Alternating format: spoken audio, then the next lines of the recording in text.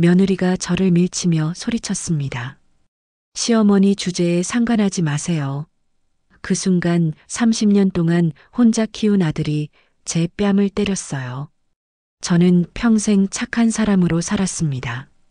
남편을 일찍 잃고 홀로 아들 하나 키우며 모든 걸 희생했어요.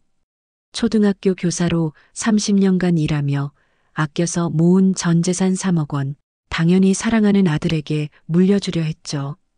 하지만 그날 밤 이후 모든 게 달라졌습니다. 저는 충격적인 결정을 내렸어요. 과연 무엇이었을까요?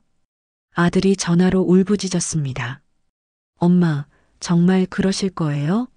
며느리는 집 앞에서 일주일째 기다리며 무릎 꿇고 사과했어요.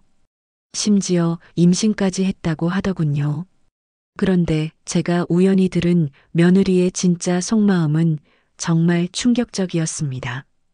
돈 때문에 찾아온 가족들의 추악한 민낯, 3억 원을 둘러싼 치열한 심리전, 그리고 예상 못한 반전 결말까지. 대체 제가 어떤 선택을 했길래 아들 가족이 이렇게 발악했을까요? 그리고 며느리가 진짜로 한 말은 무엇이었을까요? 그날로 돌아가서 이야기해 보겠습니다. 이야기를 시작하기 전 영상 아래에 구독과 좋아요 눌러주세요. 여러분의 작은 응원이 저에게 큰 힘이 됩니다. 제가 25살에 결혼해서 아들을 낳았고 남편은 아들이 겨우 3살 때 세상을 떠났습니다. 그때부터 저는 오직 아들 하나만 바라보며 살았어요. 초등학교 교사로 근무하면서도 매 순간 아들부터 챙겼습니다. 엄마, 배고파라는 말을 들으면 제가 아무리 피곤해도 맛있는 반찬을 만들어 주었어요. 아들이 감기에 걸리면 밤새 간병했고 학교 준비물이 필요하면 몇 번이고 문방구를 오갔습니다. 아들은 어릴 때부터 조용한 성격이었지만 효심만큼은 깊었어요. 다른 집 아이들이 반항하고 말썽 부릴 때도 저희 아들은 엄마 고생 많으셨어요 라며 어깨를 주무르곤 했습니다. 대학 졸업 후 타지에 살면서도 매주 안부 전화를 빼먹지 않았어요. 엄마, 요즘 어떻게 지내세요? 몸은 괜찮으시죠? 그 다정한 목소리를 들을 때마다 제 마음은 따뜻해졌습니다. 아, 내가 아들 하나는 잘 키웠구나 싶었어요. 30살이 되던 해 아들이 결혼할 사람을 소개해주고 싶다고 했습니다. 저는 설레는 마음으로 기다렸어요. 드디어 우리 아들에게도 좋은 사람이 나타난 거구나 싶었거든요. 첫 만남에서 여자친구는 정말 공손했습니다. 조용하고 차분한 인상이었어요. 어머니, 안녕하세요. 말씀 많이 들었습니다라며 깍듯하게 인사했습니다. 목소리도 작고 차분했어요. 저는 이 아이가 우리 아들을 잘 돌봐줄 것 같다는 생각이 들었습니다. 우리 아들이 어려서부터 혼자 키워서 좀 서툰 면이 있을 텐데 잘 부탁드려요. 아니에요, 어머니. 제가 더 잘 부탁드립니다. 그때만 해도 저는 이 아이와 좋은 관계를 유지할 수 있을 거라고 믿었어요. 결혼 준비 과정에서도 큰 마찰 없이 지냈거든요. 저는 간섭하지 않으려고 노력했고 며느리도 예의를 지켰습니다. 결혼식 날 저는 정말 행복했어요. 우리 아들이 드디어 자신만의 가정을 꾸리는 걸 보니 뿌듯했습니다. 하객들에게도 이제 우리 아들이 좋은 사람을 만나 행복하게 살 수 있을 것 같다고 말했어요. 하지만 결혼 후 몇 달이 지나면서 뭔가 이상한 점들이 눈에 띄기 시작했습니다. 아들이 전화를 걸어와도 예전 같지 않았어요. 대화 중간중간 누군가 옆에서 지켜보고 있는 것 같은 어색함이 느껴졌습니다. 엄마, 저 좀 바빠서 다음에 다시 전화 드릴게요. 예전에는 1시간씩 통화하던 아들이 10분도 안 되어 전화를 끊었어요. 그리고 며느리가 한 말과 행동이 다르다는 걸 느꼈습니다. 며느리는 어머니, 자주 뵙고 싶어요라고 말했지만 정작 만나자고 하면 이런저런 이유로 미뤘어요. 저는 신혼 초기라 적응하는 시간이 필요한 거겠지 생각했습니다. 그래서 조심스럽게 거리를 유지하며 지내기 시작했어요. 괜히 참견하거나 간섭하는 시어머니로 비춰지고 싶지 않았거든요. 하지만 시간이 지날수록 그 어긋남은 더욱 커져갔습니다. 그렇게 어색한 관계가 1년 정도 지속되던 어느 날이었습니다. 아들이 갑자기 전화를 걸어왔어요. 엄마, 집에 좀 와주실 수 있으세요? 와이프가 몸이 안 좋아서요. 오랜만에 들려오는 아들의 부탁이었어요. 저는 기뻤습니다. 아직 제가 필요한 존재구나 싶었거든요. 서둘러 죽을 끓여서 보온병에 담고 약국에서 각종 약을 사서 아들 집으로 향했습니다. 문을 열고 들어가니 며느리가 소파에 누워 있었어요. 얼굴이 조금 창백해 보였습니다. 어머니, 오셨어요? 응, 몸이 어떤데? 죽 끓여왔어. 따뜻할 때 먹어야 해. 저는 주방으로 가서 그릇에 죽을 담았습니다. 그런데 며느리가 한 숟가락 먹더니 인상을 찌푸렸어요. 너무 짜네요. 제가 짠 거 잘 못 먹어서요. 아, 그래. 미안해. 다시 만들어줄까? 아니에요, 됐어요. 어차피 입맛도 없어서요. 그 말에 저는 조금 서운했지만 아픈 사람이니까 이해하려고 했어요. 대신 며느리 이불을 정리해주고 방을 치워줬습니다. 그런데 아들이 퇴근하고 와서 보더니 갑자기 화를 냈어요. 엄마, 왜 이런 죽을 끓여다 줬어요? 이렇게 짜면 어떻게 먹어요? 아들의 갑작스러운 화에 당황했습니다. 그럼 내가 다시 만들어 볼까? 아니에요, 됐어요. 이제 저 왔으니깐 그냥 가세요. 아들의 말투가 차갑게 느껴졌어요. 저는 조용히 집을 나왔습니다. 그러던 중 결정적인 사건이 벌어졌습니다. 아들이 승진을 했다는 소식을 들었어요. 저는 너무 기뻐서 미역국을 끓여가지고 갔습니다. 아들이 어릴 때부터 미역국을 좋아했거든요. 어머니, 갑자기 왜 오셨어요? 며느리의 목소리가 차가웠습니다.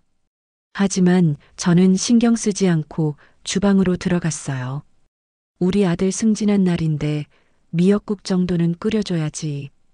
그때 며느리가 따라와서 제 팔을 잡더니 말했어요. 어머니, 저희가 해 먹을 수 있어요. 그냥 가세요. 아니야, 이미 다 끓여왔는데 금방 데워서 먹으면 돼. 싫다고 하잖아요. 며느리의 목소리가 높아졌어요.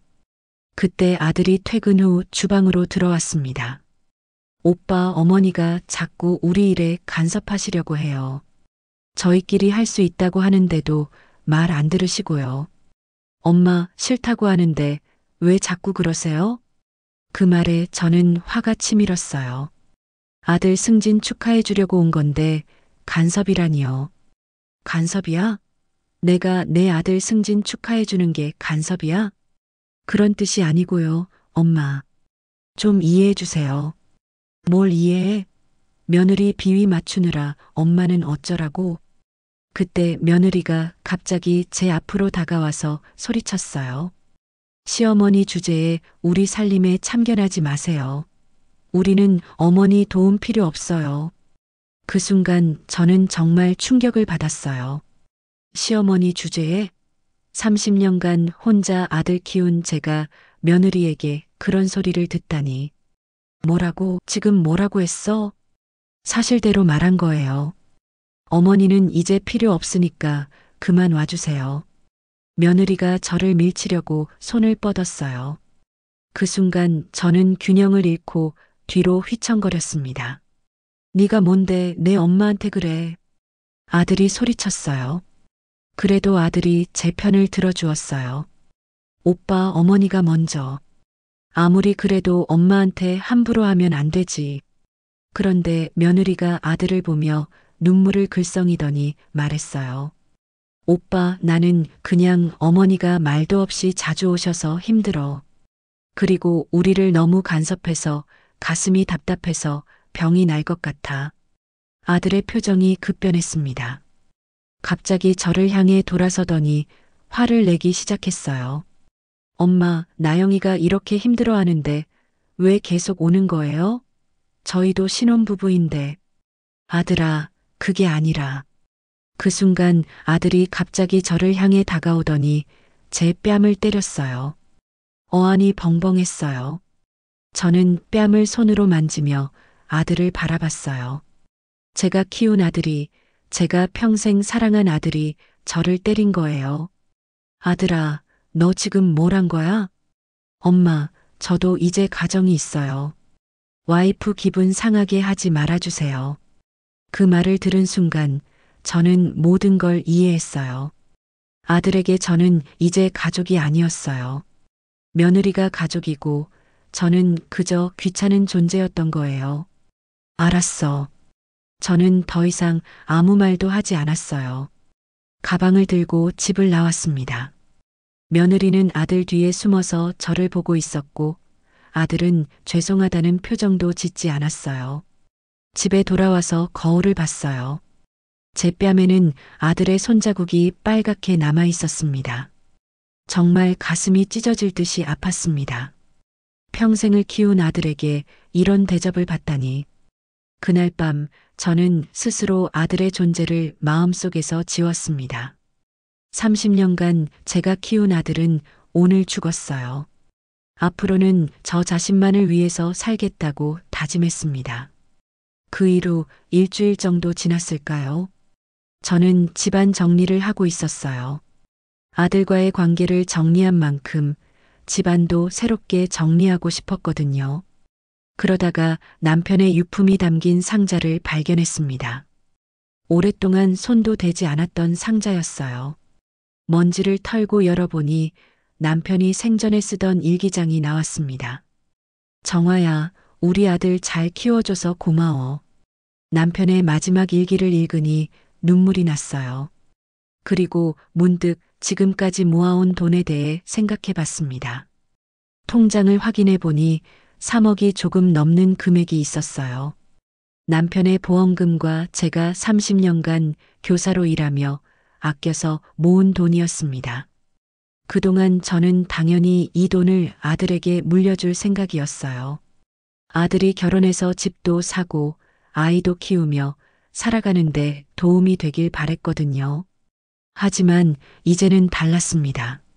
저를 때린 아들에게 왜 이 돈을 줘야 하나요?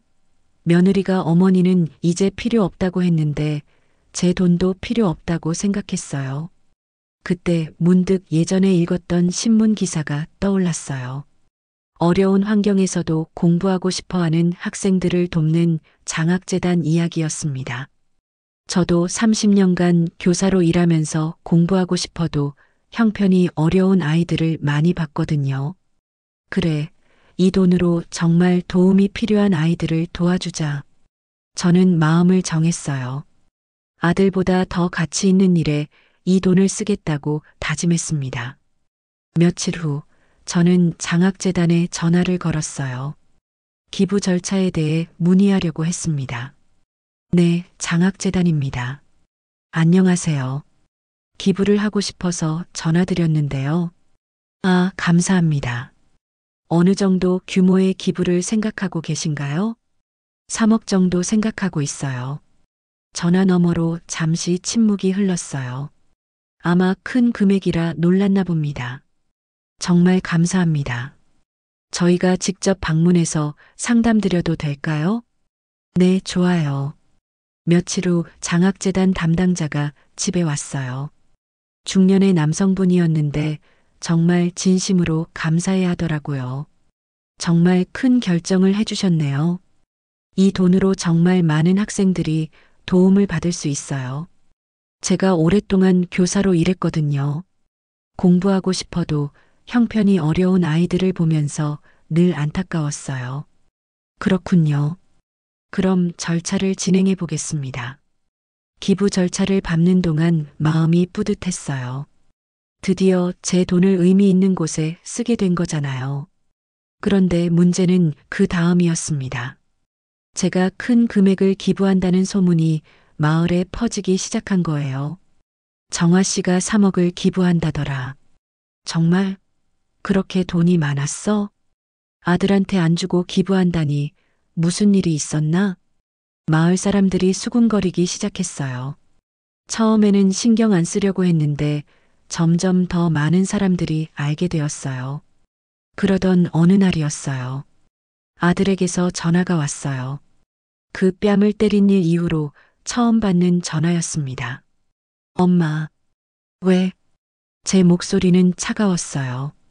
더 이상 따뜻하게 대할 이유를 못 느꼈거든요. 엄마, 기부한다는 소문을 들었는데. 정말이에요? 응, 정말이야. 엄마, 그게 무슨 소리예요? 그 돈은 저한테 물려주려던 거 아니었어요? 내 돈 내가 어디다 쓰든 상관없잖아. 하지만 엄마, 너는 내가 필요 없다고 했잖아. 그 말에 아들이 당황하는 게 느껴졌어요. 엄마, 그때는 제가 화가 나서 미안해요. 미안하다고 해서 달라지는 건 없어. 엄마, 한 번만 만나서 이야기해요. 제발이요. 저는 잠시 고민했어요. 정말 마지막으로 한 번쯤은 만나서 이야기를 해도 되겠다 싶었어요. 알았어. 그럼 집에 와. 다음 날 아들이 며느리와 함께 왔어요. 둘 다 평소와는 다른 모습이었습니다. 아들은 죄송한 표정이었고 며느리는 어색해 보였어요. 어머니, 안녕하세요. 며느리가 예전보다 훨씬 공손하게 인사했어요. 그런데 저는 이미 알고 있었어요. 이들이 왜 이렇게 나왔는지 말이에요. 앉아. 우리는 거실에 둘러앉았어요. 분위기가 어색했습니다. 엄마, 그날은 정말 미안했어요. 제가 너무 흥분해서 아들이 먼저 사과했어요. 하지만 저는 별로 감동받지 않았어요. 3억이라는 돈 때문에 온 거라는 걸 알고 있었거든요. 어머니, 저도 죄송해요. 그날 너무 무례했어요. 며느리도 사과했어요. 하지만 그 목소리에는 진심이 느껴지지 않았어요. 그래, 알았어. 저는 짧게 대답했어요. 그들이 뭘 원하는지 뻔했지만 직접 말하게 두고 싶었어요. 엄마, 기부 말인데. 정말 그렇게 할 거예요? 드디어 본색이 나왔습니다. 응, 이미 절차도 다 밟았어. 하지만 엄마, 그 돈은 저희 가족을 위한 거잖아요. 나중에 손자들 교육비도 있고. 손자? 너희가 낳을 아이 말하는 거야? 네, 그렇죠. 어머니 손자잖아요. 저는 웃음이 나왔어요. 자기들이 필요할 때만 손자 타령이네요. 내가 언제 손주 보게 해달라고 했어? 너희는 나 필요 없다며? 며느리가 아들을 힐끗 쳐다봤어요. 그리고 갑자기 울먹이기 시작했어요. 어머니, 정말 죄송해요. 제가 너무 경솔했어요. 앞으로는 정말 잘할게요. 연기라는 게 뻔히 보였어요. 엄마, 와이프가 이렇게 반성하고 있잖아요. 한 번만 기회를 주세요. 기회? 내가 왜 너희한테 기회를 줘야 하는데? 엄마, 저희는 가족이잖아요. 가족? 가족이 엄마한테 손을 올려? 그 말에 아들이 할 말을 못 찾더라고요. 며느리는 계속 훌쩍거리고 있었어요. 어머니, 제발 한 번만 용서해 주세요. 정말 달라질게요. 저는 이들을 보면서 확신했어요. 진짜 반성하는 게 아니라 돈 때문이라는 걸 말이에요. 만약 제가 가난했다면 이렇게 찾아오지도 않았을 거예요. 됐어. 이미 결정한 일이야. 엄마, 정말 그러실 거예요? 3억을 그냥 남한테 줘버리실 거예요? 남이 아니야. 정말 도움이 필요한 아이들한테 주는 거야. 저는 일어섰어요. 더 이상 이야기할 게 없다고 생각했거든요. 아들과 며느리가 서로 눈빛을 주고받았어요. 그리고 며느리가 갑자기 제 앞에 무릎을 꿇었어요. 어머니, 제발이요. 저희가 정말 잘못했어요. 다시 기회를 주세요. 하지만 저는 더 이상 속지 않았어요. 일어서, 이제 그만 가. 결국 아들과 며느리는 집을 나갔어요. 나가면서도 계속 뭔가 말하려고 했지만 저는 문을 닫아버렸어요. 그날 이후로 아들은 매일 전화를 걸어왔어요. 하지만 저는 받지 않았어요. 이미 제 마음은 굳어진 상태였거든요. 아들과 며느리가 그렇게 다녀간 후 저는 더욱 확고한 결심을 하게 됐어요. 그리고 분명히 또 찾아와서 온갖 방법으로 저를 봐달라고 할 게 뻔했어요. 그래서 저는 변호사를 찾아가기로 했습니다. 기부를 법적으로 확실하게 보장받고 싶었어요. 변호사님, 유언장을 작성하고 싶어요. 시내에 있는 법무법인을 찾아가서 말했습니다. 중년의 남성 변호사분이 저를 맞아주셨어요. 어떤 내용으로 작성하실 건가요? 제 모든 재산을 장학재단에 기부하고 싶어요. 아들에게는 한 푼도 주지 않을 거예요. 변호사님이 조금 놀란 표정을 지었어요. 특별한 사연이 있으신가요? 보통은 자녀에게. 네, 사연이 있어요. 저는 그동안 있었던 일들을 차근차근 설명했어요. 며느리가 저를 모욕한 일, 아들이 제 뺨을 때린 일, 그리고 돈 소문이 나자마자 찾아와서 사과한 일까지 모두 말했습니다. 아, 그런 일이 있으셨군요. 충분히 이해됩니다. 그런데 변호사님, 나중에 아들이 유언장에 이의를 제기할 수도 있잖아요. 그럴 수도 있죠. 하지만 유언장이 법적으로 유효하고 정당한 사유가 있다면 문제 없어요. 정당한 사유요? 네, 자녀가 부모에게 폭력을 행사했거나 심각한 모욕을 가했다면 상속에서 배제할 수 있어요. 하지만 증거가 있어야 해요. 그 말을 듣고 저는 집에 돌아와서 증거를 수집하기 시작했어요. 먼저 그날 아들이 저를 때린 후 찍은 뺨 사진이 있었어요. 휴대폰으로 찍어둔 건데 빨갛게 부어오른 제 뺨이 선명하게 나와 있었습니다. 그리고 마을 사람들한테 증언을 부탁했어요. 그날 아들 집에서 나오면서 울고 있던 제 모습을 본 이웃들이 있었거든요. 정화 씨, 그날 정말 많이 우셨더라고요. 무슨 일인지 물어보려다가 너무 안쓰러워서 옆집 김 씨 아주머니가 증언해 주셨어요. 정화 씨가 평소에 아들 자랑을 그렇게 많이 했는데 그날은 완전히 다른 사람 같았어요.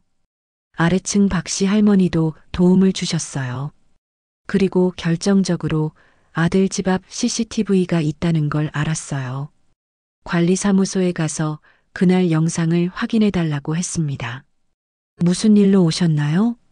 제가 그날 아들 집에서 나올 때 영상이 있을 텐데 확인할 수 있을까요? 개인정보라서 함부로 보여드릴 수는 없는데 특별한 사유가 있으신가요? 저는 사정을 설명했어요. 관리사무소 직원분도 평소에 제가 착한 사람라는 걸 알고 있었거든요. 아, 그런 일이. 잠깐만요. 확인해 보겠습니다. 영상을 보니 제가 아들 집에서 나오는 모습이 나왔어요.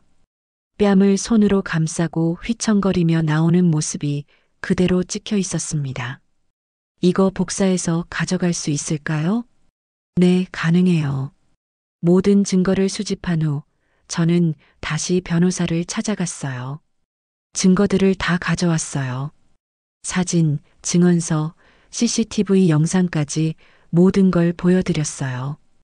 변호사님이 꼼꼼히 검토하더니 고개를 끄덕였어요. 충분한 증거네요. 이 정도면 유언장의 정당성을 충분히 뒷받침할 수 있어요. 그럼 유언장을 작성해 주세요. 유언장 작성은 생각보다 복잡했어요. 제 모든 재산 목록을 정리하고 기부받을 장학재단의 정보도 정확히 기재해야 했습니다. 여기 특별히 추가하고 싶은 문구가 있으신가요? 네, 있어요. 저는 변호사님께 말했어요. 어떤 외압이나 협박에도 흔들리지 않겠다는 내용을 넣어주세요. 그리고 이 결정은 온전히 제 의지로 한 것이라는 것도요. 알겠습니다. 모든 절차를 마치고 집에 돌아왔을 때 저는 정말 홀가분했어요. 이제 누가 뭐라고 해도 제 뜻은 바뀌지 않을 거예요. 그런데 그날 저녁 아들이 갑자기 집 앞에 나타났어요. 며느리는 없고 혼자 왔더라고요. 엄마, 문 좀 열어주세요. 뭐하러 왔어? 엄마, 정말 마지막으로 이야기하고 싶어요. 제발이요. 저는 잠시 고민했어요. 어차피 유언장도 다 작성했으니 마지막으로 할 말이 있으면 들어보자 싶었어요. 문을 열어주니 아들이 들어왔어요. 얼굴이 많이 상해 보였어요. 엄마, 저 정말 반성했어요. 그날 정말 잘못했어요. 그래서 엄마 한 번만 용서해 주세요. 정말 다시는 그런 일 없을 거예요. 저는 아들을 쳐다봤어요. 예전 같으면 이런 모습을 보면 마음이 약해졌을 거예요. 하지만 이제는 달랐어요. 며느리는 친정에 가 있어요. 왜? 아들이 잠시 머뭇거리더니 말했어요. 사실 저희가 좀 싸웠어요.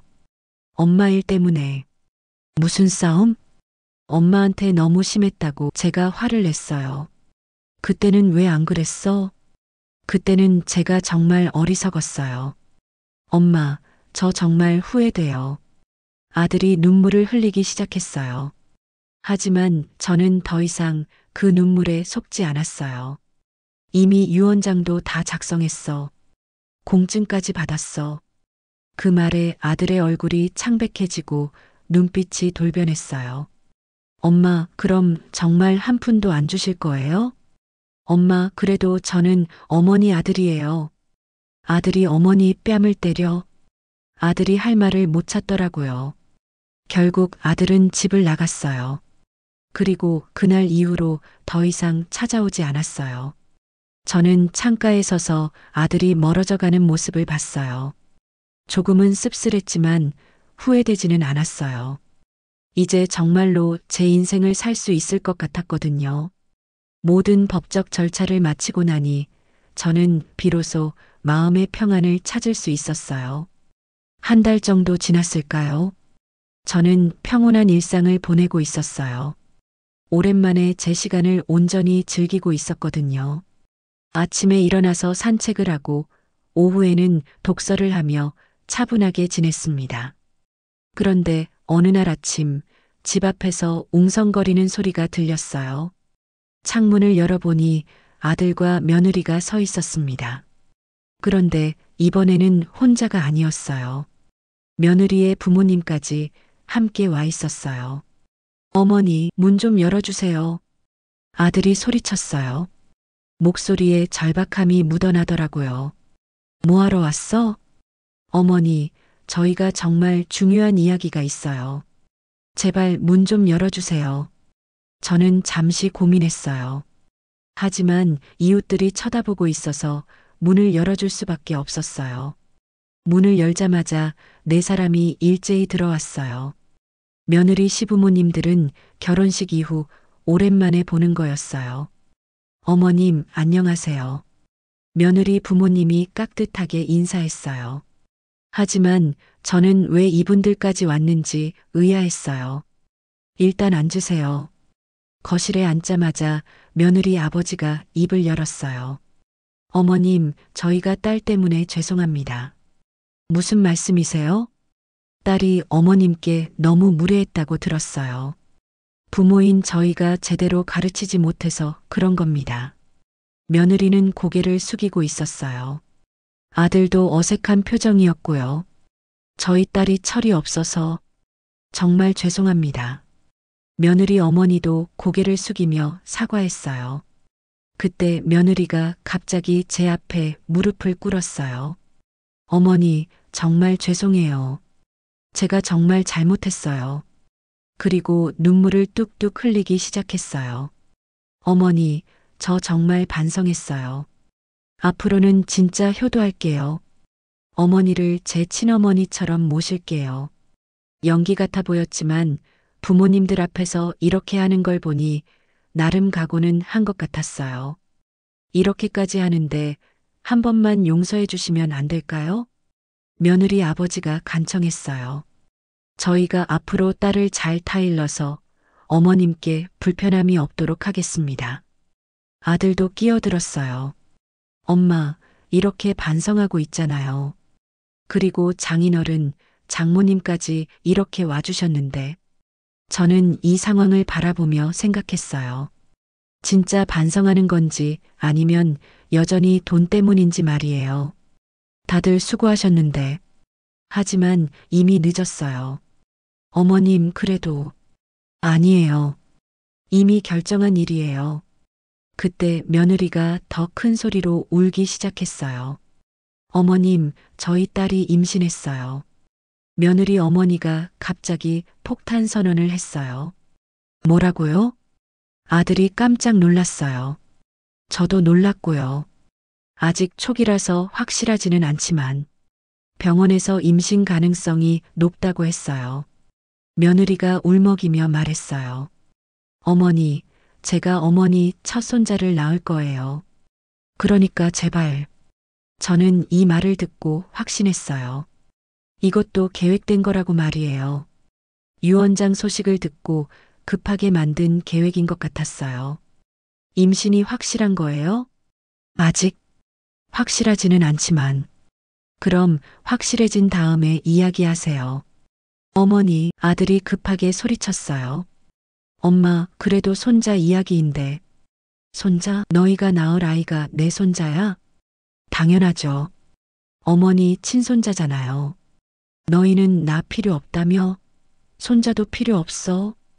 그 말에 며느리가 더 큰 소리로 울었어요. 어머니, 제발이요. 저 정말 달라질게요. 어머니한테 잘할게요. 늦었어. 저는 단호하게 말했어요. 며느리 아버지가 갑자기 화를 내기 시작했어요. 어머님, 그래도 너무 하시는 거 아니에요? 딸이 이렇게까지 사과하는데. 뭐가 너무해요? 3억이라는 큰 돈을 아들도 아닌 남한테 주신다는 게 말이 돼요? 드디어 본색이 나왔네요. 제 돈 제가 어디다 쓰든 상관없잖아요. 하지만 그건 가족이 써야 할 돈이에요. 가족? 가족이 가족한테 손을 올려요? 그건 아들이 잠깐 실수한 거잖아요. 실수? 저는 웃음이 나왔어요. 엄마를 때리는 게 실수예요? 여보, 그만해요. 하지만 며느리 아버지는 계속했어요. 어머님, 솔직히 말씀드리면 어머님도 잘못이 있으시잖아요. 신혼부부 집에 자꾸 찾아가시고. 그 순간 저는 정말 화가 났어요. 제가 뭘 잘못했다고요? 아들 걱정해서 찾아간 게 잘못이에요? 그게 아니라, 나가세요. 어머님? 다 나가라고 했어요. 저는 일어서서 문을 열었어요. 나가. 제 목소리가 커졌어요. 이웃들이 들을 정도로요. 며느리 아버지가 화를 내며 일어섰어요. 그럼 어머님, 후회하지 마세요. 나중에 외롭게 혼자 늙어가셔도 저희한테 연락하지 마세요. 연락 안 해요. 며느리 가족들이 집을 나갔어요. 아들은 마지막까지 뭔가 말하려고 했지만 저는 문을 닫아버렸어요. 집이 조용해지자 저는 소파에 주저앉았어요. 방금 전 상황이 너무 어이없었어요. 며느리 아버지가 저보고 잘못이 있다고 하다니요. 아들을 사랑하는 어머니가 뭘 잘못했다는 건지 이해할 수 없었어요. 그리고 임신 이야기도 의심스러웠어요. 하필 이 시점에 임신이라니 너무 타이밍이 좋았거든요. 그날 이후로 며느리에게서 문자가 오기 시작했어요. 어머니, 정말 죄송해요. 아버지가 너무 심하게 말씀드렸어요. 어머니, 저 정말 임신한 것 같아요. 병원 가서 확인해 볼게요. 어머니, 저희 아기 때문에라도 한 번만 기회를 주세요. 하루에 몇 번씩 문자가 왔어요. 처음에는 무시하려고 했는데 너무 자주 와서 짜증이 났어요. 한 번은 새벽에까지 문자가 왔어요. 어머니, 잠 못 이루고 있어요. 정말 죄송해요. 저는 더 이상 참을 수 없었어요. 휴대폰 번호를 바꿔버렸어요. 그랬더니 이번에는 집 전화로 걸려오기 시작했어요. 하루에 10번도 넘게 전화가 왔어요. 여보세요?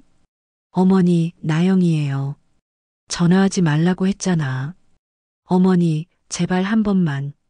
저는 전화를 끊어버렸어요. 며칠 후에는 집 앞에서 기다리고 있더라고요. 며느리 혼자서요. 어머니, 저 여기서 기다리고 있을게요. 마음 바뀌시면 불러주세요. 창문으로 내려다보니 며느리가 집 앞 벤치에 앉아 있었어요. 몇 시간을 그렇게 앉아 있더라고요. 저는 나가지 않았어요. 굳이 만날 이유를 못 느꼈거든요. 그날 밤 며느리는 결국 돌아갔어요. 하지만 다음 날도 또 왔어요. 그리고 그 다음 날도요. 이웃들이 수군거리기 시작했어요. 저 젊은 사람이 왜 맨날 거기 앉아 있지? 정화 씨네 며느리 아니야? 무슨 일이 있나 보네. 저는 이런 상황이 계속되는 게 부담스러웠어요. 이웃들 시선도 신경 쓰였고요. 결국 일주일 후 저는 며느리를 만나기로 했어요. 마지막으로 확실하게 정리하고 싶었거든요. 들어와. 며느리가 들어왔을 때 많이 야위어 보였어요. 일주일 동안 매일 밖에서 기다렸으니 당연했겠죠. 마지막이야. 할 말 있으면 해. 어머니, 저 정말 반성했어요. 그리고 정말 임신했어요. 며느리가 병원 진단서를 꺼내 보였어요. 정말 임신 8주라고 적혀 있었어요. 그래서 어머니, 이 아이는 어머니 첫 손자예요. 내가 언제 손자 필요하다고 했어? 너희는 나 필요 없다며? 나도 너희 필요 없어. 며느리가 다시 울기 시작했어요. 어머니, 정말 마지막이에요. 제발 한 번만. 됐어. 이제 그만 가. 다시는 오지 마. 그때였어요. 며느리는 포기한 듯 말했어요. 아, 안 넘어오네. 이 정도 했으면 넘어올 줄 알았는데. 뭐라고? 3억 받고 끝내려고 했는데 호락호락하지 않네. 이 정도 눈물 연기 임신 연기 집 앞에 매일 찾아왔으면 좀 속아 넘어가야 하는 거 아니에요. 저는 정말 소름이 돋았어요. 역시 지금까지 다 연기였던 거예요. 저는 며느리를 문 밖으로 쫓아내고 너무 몸이 떨려서 주저앉았어요. 어떻게 내가 저런 며느리를 착하다고 생각하고 아들에게 맡겼을까? 그 이후 한 달, 두 달이 지나도 연락이 없었어요. 어느 날 마트에서 우연히 아들을 봤어요. 아들이 저를 보더니 고개를 숙였어요. 인사를 할까 말까 망설이는 것 같았어요. 하지만 저는 그냥 지나쳤어요. 집에 돌아와서 그 광경을 떠올리니 조금 복잡한 기분이었어요. 그래도 한때는 제가 사랑했던 아들이었으니깐요. 하지만 후회되지는 않았어요. 제가 선택한 길이 맞다고 생각했거든요. 그날 밤 저는 남편 사진 앞에 앉았어요. 여보, 내가 잘한 걸까? 남편은 대답이 없었지만 저는 제 선택이 옳다고 생각했어요. 이제 정말로 아무도 없는 조용한 일상이 시작됐어요. 하지만 외롭지 않았어요. 오히려 평온했어요. 더 이상 누군가 눈치를 보거나 상처받을 일이 없으니까요. 그러던 어느 날 장학재단에서 편지가 왔어요. 박정아님께. 편지를 열어보니 정말 정중한 감사 인사가 적혀 있었어요.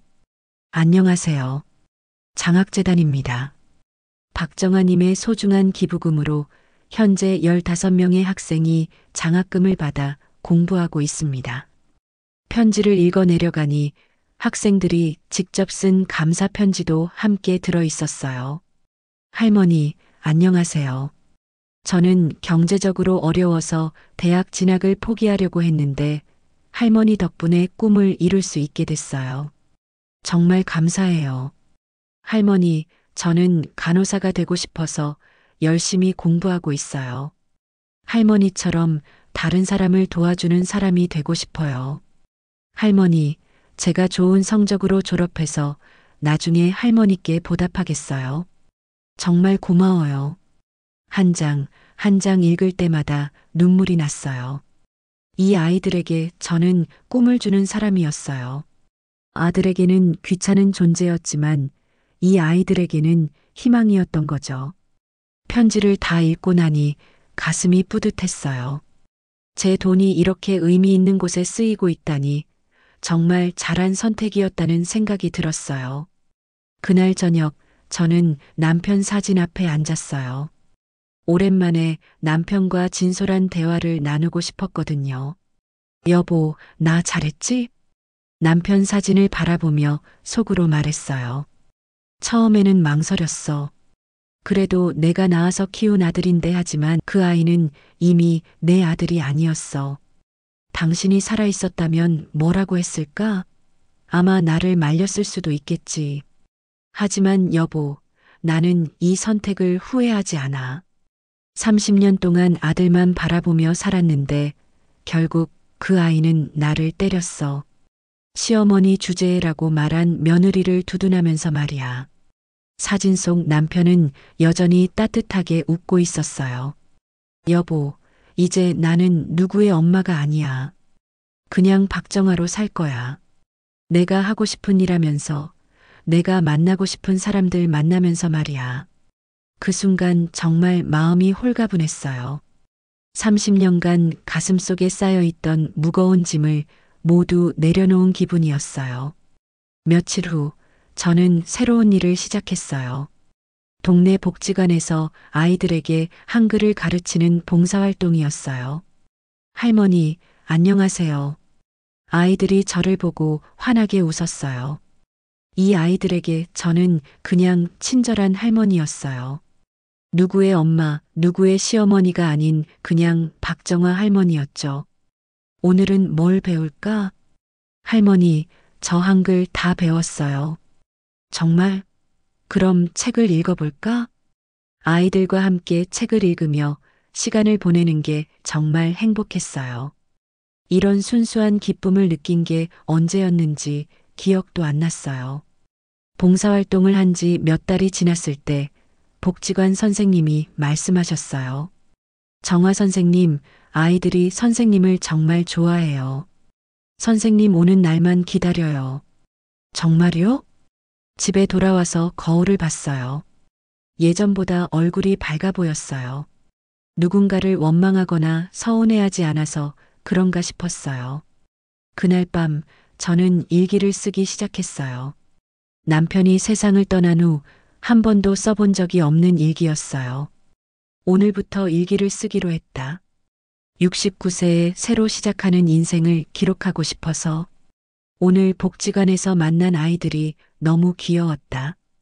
특히 민수라는 아이가 할머니는 우리 할머니보다 더 좋아요라고 해서 웃음이 났다. 아들 생각이 안 나는 건 아니다. 가끔 궁금하긴 해. 잘 살고 있는지, 아기는 건강하게 태어났는지. 하지만 후회는 안 된다. 내 선택이 옳았다고 생각한다. 30년간 누군가의 엄마로만 살았는데 이제 박정아로 살고 있다. 이상하게도 더 자유롭고 행복하다. 일기를 쓰고 나니 마음이 정리되는 기분이었어요. 그날 저녁 저는 남편 사진 앞에서 마지막 대화를 나눴어요. 여보, 이제 정말 모든 게 끝났어. 아들은 아들대로 살고 나는 나대로 살기로 했어. 30년간 아들만 바라보며 살았지만 이제는 나를 위해 살 거야. 그동안 잊고 지냈던 나 자신을 찾았어. 고마워, 여보. 당신이 남겨준 돈으로 정말 의미 있는 일을 할 수 있었어. 사진 속 남편이 더욱 환하게 웃는 것 같았어요. 이제 저는 새로운 하루를 기대하며 잠자리에 들었어요. 여러분, 오늘 이야기 어떠셨나요? 앞으로도 진짜 인생 이야기, 진한 감동의 순간들을 전해드릴 환갑 오디오가 함께하겠습니다. 영상이 마음에 드셨다면 구독과 좋아요 버튼을 꼭 눌러주세요. 알림 설정까지 해두시면 더 많은 삶의 이야기와 지혜를 가장 먼저 받아보실 수 있습니다. 따뜻한 마음으로 10년은 더 젊게, 20년은 더 행복하게 사는 그날까지 환갑 오디오였습니다. 감사합니다.